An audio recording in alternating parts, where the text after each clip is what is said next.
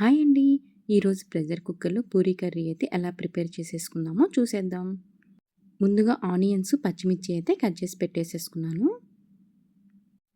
Stove వెలిగించేసుకొని cooker పెట్టేసేసుకొని 2 table స్పూన్లు అయితే oil అయితే వేసుకోవాలి. ఆయిల్ హీట్ ఎక్కాక తాలింపు గింజలన్నీ వేసుకోవాలి. అదేవిధంగా కొంచెం ఇంగువను కూడా యాడ్ చేసుకోవాలి. మనం ముందుగా కట్ చేసేసుకున్న ఒక పచ్చిమిర్చిని కూడా యాడ్ చేసుకోవాలి. ఇప్పుడు ఒకసారి అయితే ఈ విధంగా కలిపేసేసుకోవాలి.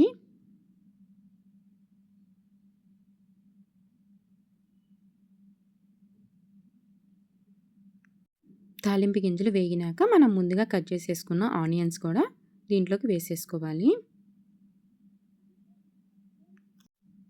ఆనియన్స్ వేసుకున్నాక ఒకసారి అయితే కలిపేసేసుకోవాలి.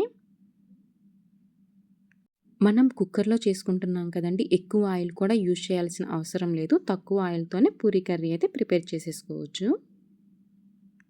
ఇప్పుడు ఒక బంగాళదుంపని పీల్ తీసేసుకొని చిన్న చిన్న పీసెస్గా అయితే కట్ చేసేసుకొని యాడ్ చేసుకోవాలి.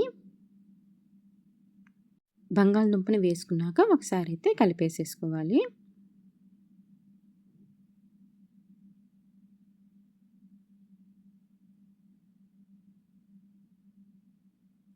స్కూల్ ఉన్నప్పుడైనా పిల్లలు పూరీ కర్రీ అడుగుతారు కదండి, అప్పుడు హ్యాపీగా కుక్కర్లో ఈ విధంగా అయితే ప్రిపేర్ చేసేసి పెట్టేయచ్చు. ఇప్పుడు దీంట్లోకి కొంచెం సాల్టు, అదేవిధంగా కొంచెం పసుపును కూడా వేసుకొని ఒకసారి అయితే కలిపేసేసుకోవాలి.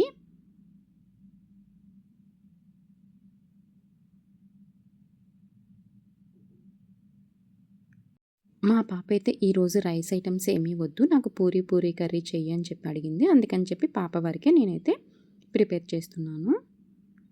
ఇప్పుడు దీంట్లోకి కొంచెం వాటర్ అయితే యాడ్ చేసేసుకొని ఒకసారి అయితే కలిపేసేసుకొని కుక్కర్ లిడ్ అయితే పెట్టేసేసుకోవాలి. 3 విజిల్స్ వచ్చేంత వరకు ఉంచేసుకొని స్టవ్ ఆపేసేసుకుంటే సరిపోతుంది.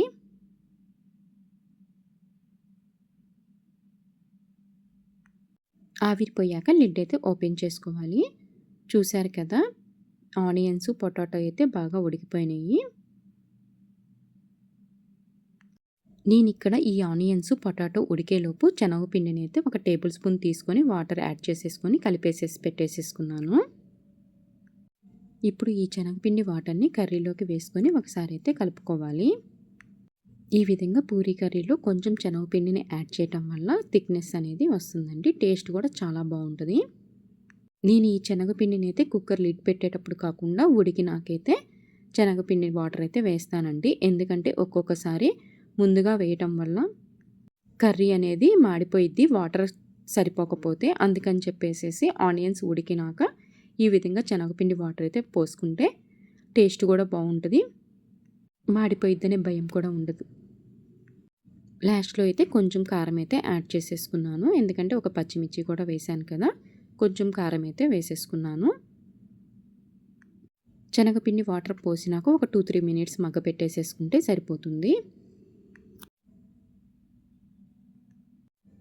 ఈ కన్సిస్టెన్సీలో ఉంటే సరిపోతుంది. చూశారు కదా, కుక్కర్లో ఈజీగా పూరీ కర్రీ ఎలా ప్రిపేర్ చేసేసుకున్నామో. ఈ వీడియో నచ్చినట్టయితే ప్లీజ్ సబ్స్క్రైబ్ చేసుకోండి.